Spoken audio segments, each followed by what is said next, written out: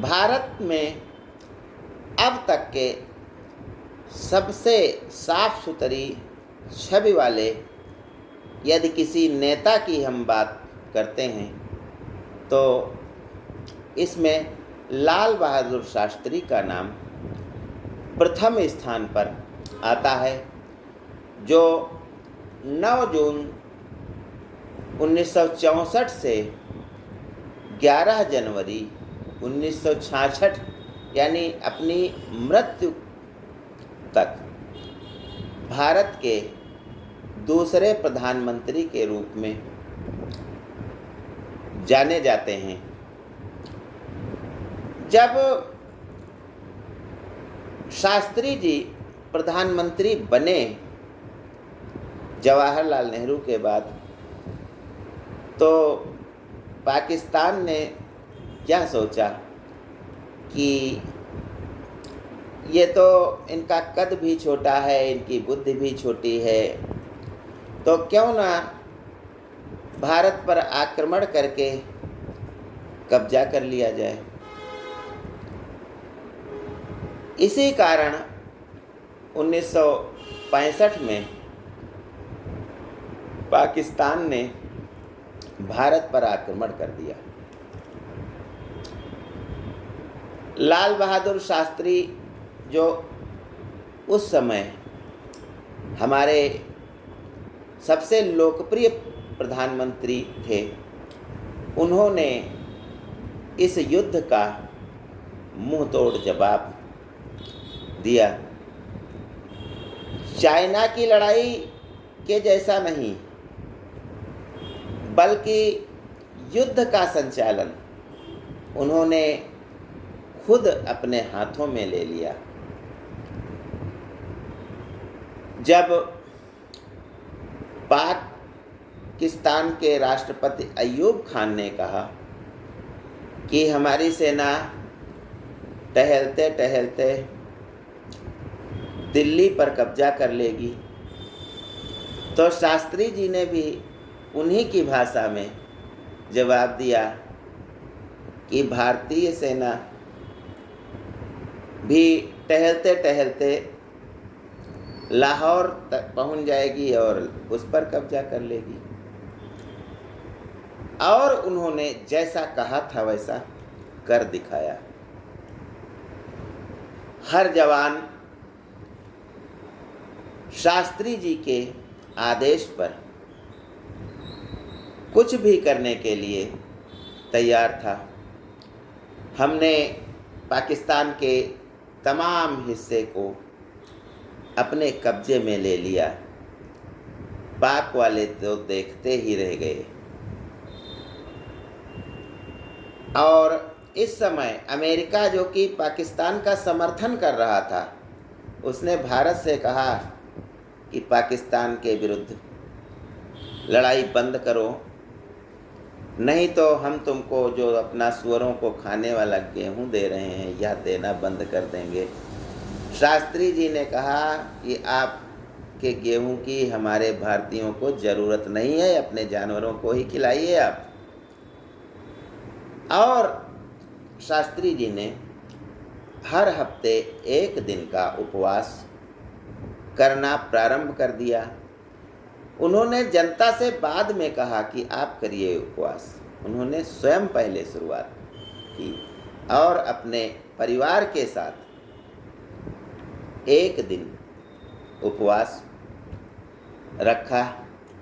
फिर उन्होंने सारे देश से कहा। उनके इस अनुरोध पर सारा देश 1 दिन का उपवास रखने लगा, जिससे हमारा खाद्यान्न संकट किसी एक स्तर तक दूर हो गया। लेकिन फिर भी अन्न उगाने की तो आवश्यकता ही थी, जिसके लिए उन्होंने भारतीय किसानों को आह्वान किया। उनका आह्वान किया कि आप अधिक से अधिक अन्न उपजाइए, और जो भी इस मार्ग में अड़चनें आ रही हैं उनको उन्होंने दूर किया। रासायनिक खादों का प्रयोग करने के लिए प्रेरित किया। उन्हें मंगाया गया, बनाया गया और कृषि के क्षेत्र में एक क्रांति उत्पन्न हो गई इनके कारण। इलाहाबाद में इन्होंने एक ऐसी सभा को भाषण दिया जिसका कोई ओर छोर नहीं था और जय जवान जय किसान का नारा 27 किलोमीटर दूर तक सुना गया। जो शास्त्री जी थे यह श्रीवास्तव यानी कायस्थ जाति के थे। शास्त्री की इन्होंने उपाधि प्राप्त की थी।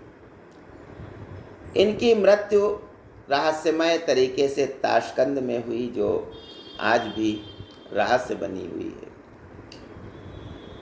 आइए शास्त्री जी के कुछ प्रसंगों को हम देखते हैं जीवन के, कि जब ये बचपन में थे तो इनके पिता का देहांत हो गया था। एक बार अन्य बच्चों के साथ ये एक बगीचे में फूल तोड़ने के लिए चले गए थे। जब माली को देखा तो सारे बच्चे भाग गए, शास्त्री जी ही अकेले बचे थे। शास्त्री जी को माली ने पकड़ करके पीटा। तब शास्त्री जी ने कहा कि मेरे पिताजी नहीं हैं, इसलिए आप हमको पीट रहे हैं शायद। इस बात से माली बहुत अधिक परेशान हो गया और उसने कहा कि ऐसी बात नहीं है बेटा, किसी का सामान लेने से पहले उससे पहले पूछना आवश्यक होता है। और यह सीख शास्त्री जी ने जीवन भर अपनाई। गरीबी इतनी थी कि नाव वाले को देने के लिए पैसे नहीं थे, तो यह तैर करके गंगा नदी पार करते थे, फिर स्कूल जाते थे। नाव वाला कहता था कि आप बैठ लीजिए, ऐसे ही बैठ लीजिए बेटा, लेकिन इन्होंने कहा कि हम ऐसे नहीं बैठेंगे क्योंकि मेरे पास किराया नहीं है। स्वाभिमान बचपन से ही ये बड़े स्वाभिमानी प्रवृत्ति के थे।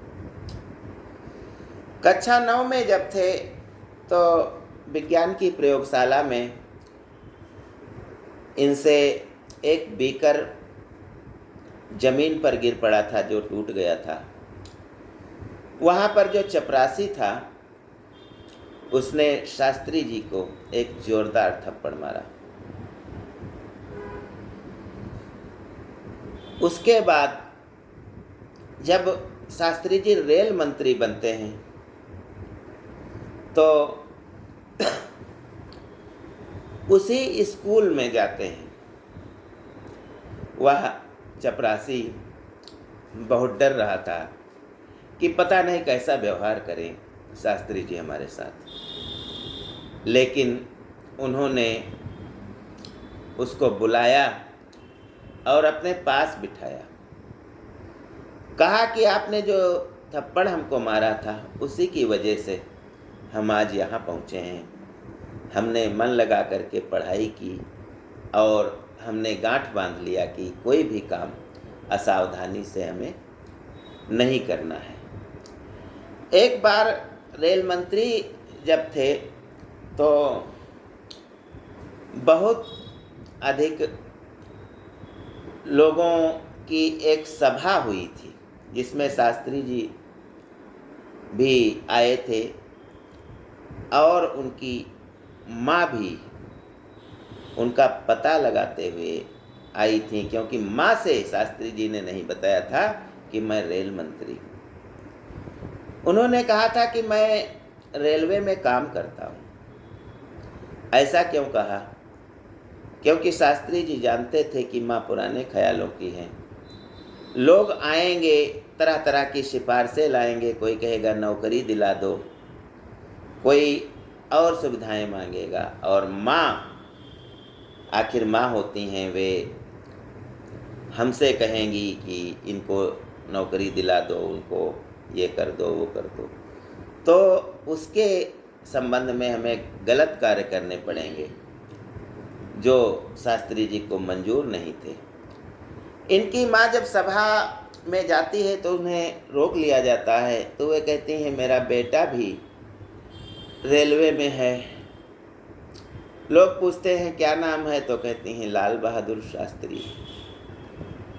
तो उनको माँ को कुछ कर्मचारी शास्त्री जी के पास ले जाते हैं, तब वे जान पाती हैं कि मेरा बेटा रेल मंत्री है।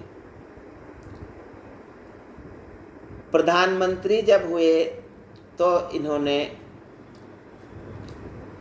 सारे अपनी गरीबी को, गरीब ही मतलब रहे, कभी भी सरकारी धनराशि का उपयोग अपने व्यक्तिगत हित के लिए नहीं किया। एक बार इनका लड़का इनसे बिना पूछे रात में अपने दोस्तों के साथ इनकी गाड़ी लिए गया था सरकारी। तो सवेरे जब शास्त्री जी को पता चला तो उन्होंने कहा कि कितने रुपए का पेट्रोल लगा है, और उन्होंने पेट्रोल का पैसा दे दिया, जमा कर दिया सरकारी खजाने में। बच्चों ने जब कहा कि ये प्रधानमंत्री हो गए हैं, कार ले लीजिए, तो उन्होंने लोन लेकर के कार लिया। एक बार इनके पास कोट जो था वो फटा था और प्रधानमंत्री थे, तो इनको एक कोट भेंट कर दिया गया था, लेकिन इन्होंने दूसरे दिन उसको नहीं पहना। जब देने वाले ने देखा कि शास्त्री जी ने कोट नहीं पहना है तो उनसे पूछा, तो शास्त्री जी ने अपने ड्राइवर की ओर इशारा करके कहा कि मैंने इसको दे दिया है। शायद इस कोट की ज़रूरत हमसे ज़्यादा इस ड्राइवर को थी। तो ऐसे थे लाल बहादुर शास्त्री। ऐसे अगर नेता हों तो हमारा देश अब तक कहाँ से कहाँ पहुँच चुका होता।